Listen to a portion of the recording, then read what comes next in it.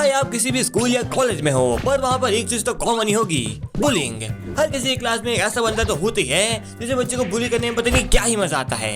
And जब मैं अपने स्कूल में था तब वहाँ पर एक ऐसा ही बंदा था जो मुझे हमेशा ही बुली करा करता, कभी मेरी हाइट को लेकर, कभी मेरे वेट को लेकर और कभी कभी तो मेरे फेस को लेकर भी। लेकिन जब पानी सर के ऊपर से जाने लगा तब मैंने कुछ ऐसा कर दिखाया जो उसने कभी सोचा भी नहीं था। आओ बताता हूँ ये पूरी कहानी स्टार्टिंग से।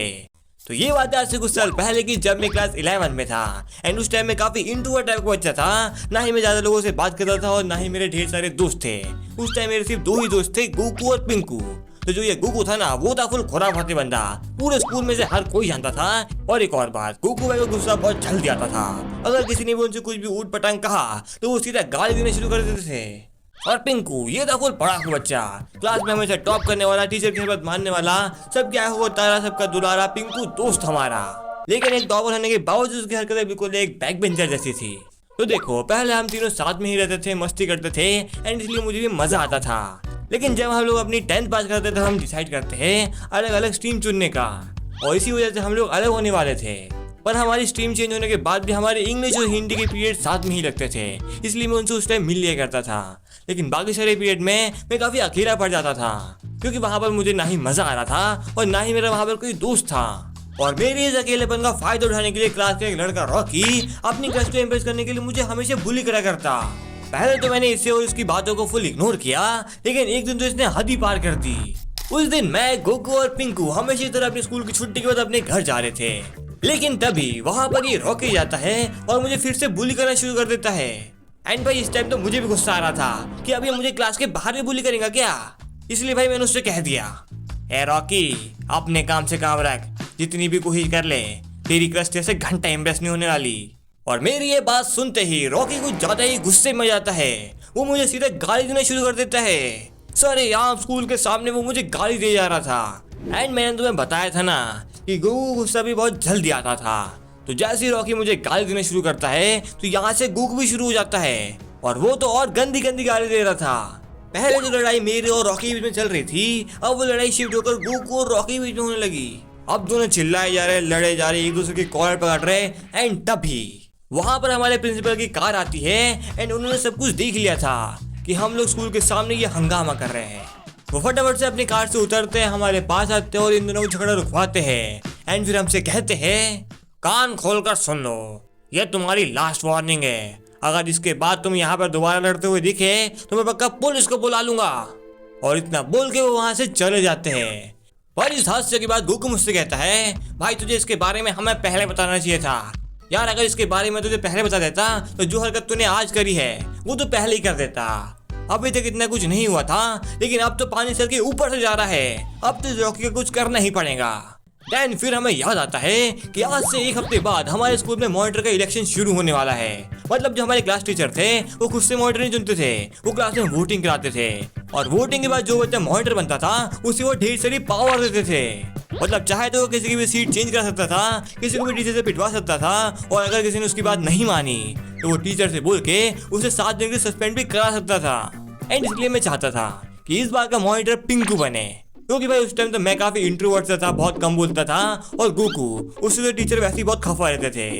लेकिन पिंकू तो क्लास का टॉपर बच्चा था, हर बार एग्जाम में टॉप करता था एंड सारे टीचर की रिस्पेक्ट भी करता था। एंड इसलिए वो परफेक्ट था मॉनिटर बनने के लिए। और अगर वो मॉनिटर बन गया तो उसकी पावर से हम लोग रॉकी की फील्डिंग सेट कर देंगे।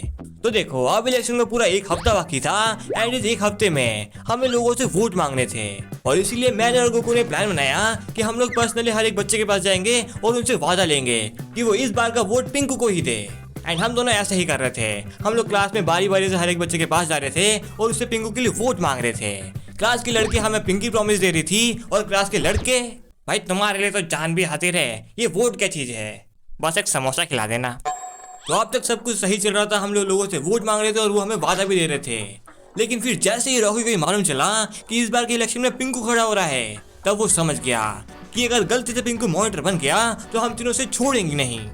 इसलिए वो इलेक्शन में पिंकू के आगे ही खड़ा हो जाता है। और वो तो बच्चों को ट्रीट भी दे रहा था, कभी उन्हें समोसा खिला रहा था, कभी उन्हें केक खिला रहा था, कभी कुछ खिला रहा था। यहाँ मैं और गुगू हर एक बच्चे के पास जाके उनसे वोट मांग रहे हैं और ये अपने पैसों के दम पे बस वोट खरीदने पे लगा हुआ है।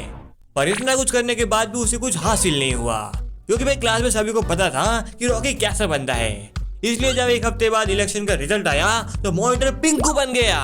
और पिंकू के मॉनिटर बनने के बाद हमने जो उसकी पावर से रॉकी का हाल किया है वो बहुत मजेदार था। कभी हम उसकी सीट चेंज कर रहे, कभी हम उसे टीचर से पिटवा रहे, और सच बता रहा हूँ हमें बहुत मजा आ रहा था। मतलब दिल को सुकून सा मिल रहा था। लेकिन हमारी ये डेली के टॉर्चर की वजह से रॉकी को बहुत गुस्सा आ रहा था और वो गुस्सा दिन ब दिन बढ़ता जा रहा था। और इसीलिए रॉकी ने खुद पर से अपना आपा खो दिया और डिसाइड किया हमसे बदला लेने का।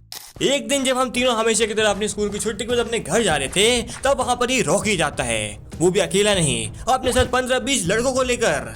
और वो आते ही सीधे हमें गाली देने शुरू कर देता है। मतलब ना ही उसने हमसे हाय हेलो करा, वो सीधे हमें गाली देने लगा। और उसकी इतनी गंदी गंदी गाली सुनने के बाद भी हम लोग शांत बैठे हुए थे।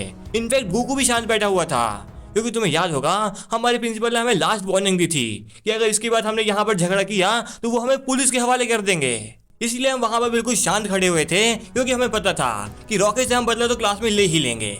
पर भाई ये रॉकी रुकने का नाम ही नहीं ले रहा था। पहले तो वो हमें सिर्फ गाली दे रहा था, लेकिन फिर ये और उसके 2 चमचे हम तीनों की कॉलर पकड़ लेते हैं। एंड सच बता रहा हूँ इस टाइम मुझे गुगू और पिंकू को इतना ज्यादा गुस्सा आ रहा था कि क्या ही बताऊं। मन तो कर रहा था कि इसका मुंह तोड़ के इसके हाथ पे रख दूं। नहीं, थोड़ा ज्यादा हो गया। मतलब हमें उस टाइम बहुत ज्यादा गुस्सा आ रहा था। लेकिन इतना कुछ सहने के बाद भी हम लोग कुछ नहीं कहते हैं, क्योंकि भाई हमने देख लिया था कि हमारे प्रिंसिपल वहाँ पर खड़े होके हम सभी को ही देखे जा रहे हैं। एंड शायद तुमने ये भी देख लिया है कि हम लोग तो बिल्कुल शांत भोले वाले से बच्चे हैं, लेकिन ये रॉकी बदमाश हम सभी को सता रहा है। फिर हमारे प्रिंसिपल वहाँ पर आते हैं और प्रिंसिपल को देखते ही रॉकी की फट जाती है। सच बता रहा हूँ, फट जाती है। वो सीधे भाई बोलने लगता है सॉरी सर मुझसे इस बार गलती होगी, प्लीज आप माफ कर दीजिए प्लीज। और फिर हमारे प्रिंसिपल कहते हैं मैंने तुम्हें लास्ट वार्निंग दी थी ना, लेकिन तुम अब भी नहीं सुधरे, तुम्हें तो पुलिस के हवाले करना ही पड़ेगा। और पुलिस का नाम सुनते हुए रॉकी घबरा जाता है। वो तो और कहता है सॉरी सर प्लीज सॉरी, आप मुझे पुलिस के हवाले मत कीजिए सर, मैं फिर भी जिंदगी खराब हो जाएगी सर, प्लीज छोड़ दीजिए प्लीज। लेकिन प्रिंसिपल सर कुछ सुनने को तैयार ही नहीं थे। वो पुलिस को बुलाने ही वाले थे लेकिन नहीं बुलाया। मतलब शायद से उन्हें लगा कि रॉकी को उसकी गलती का एहसास हो गया है, तो उन्होंने पुलिस को नहीं बुलाया, लेकिन उसे 1 हफ्ते के लिए सस्पेंड कर दिया स्कूल से।